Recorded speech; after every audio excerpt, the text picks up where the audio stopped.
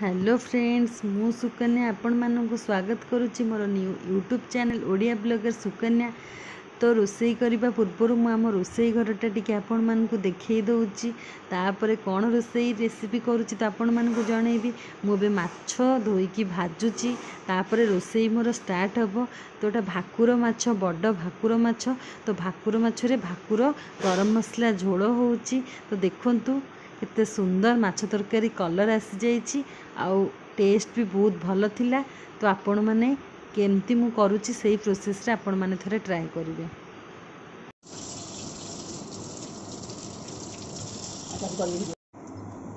हाँ से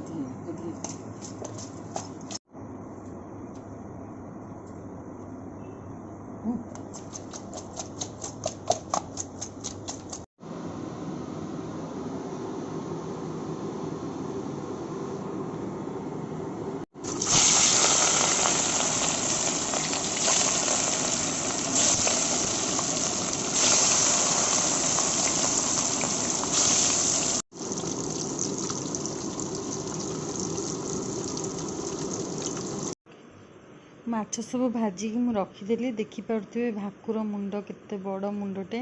तो बड़ माछ ये माछ गरम मसला झोल हम। तापर मसला रेडी हो जाइए। अदा रसुण जीरा सुखिला लंका पियाज धनिया तापर तेजपत्र पड़ी ताकू भलसे ग्राइंड कर देछि।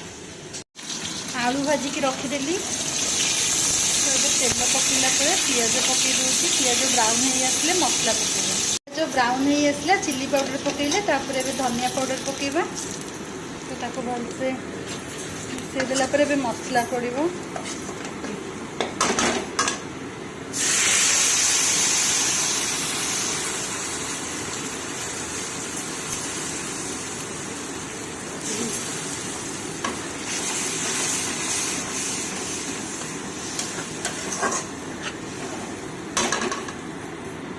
टमाटो पकईदेले।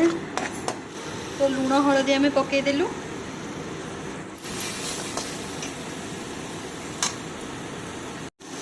आलू पकईकी टिके कषेबे तापर पानी पकईबे।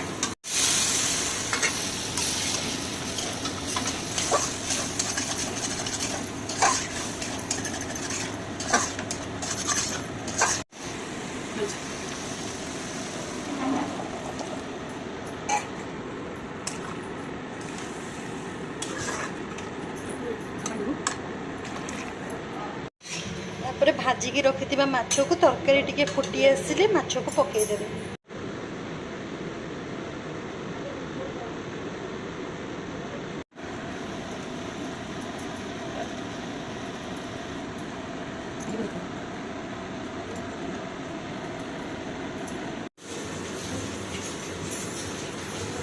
तो माछ पकईदेलु। एबे तरकारी टिके फुटी आसिले आपण गरम मसला टिके पकईदेवे धनिया पत्र पकई देकी तो बंद करदेवे।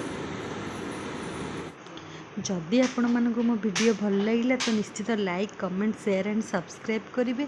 बेल आइकन को क्लिक करेंगे तो न्यू वीडियो आपण मानक पाखक नोटिफिकेशन रे पहुंची।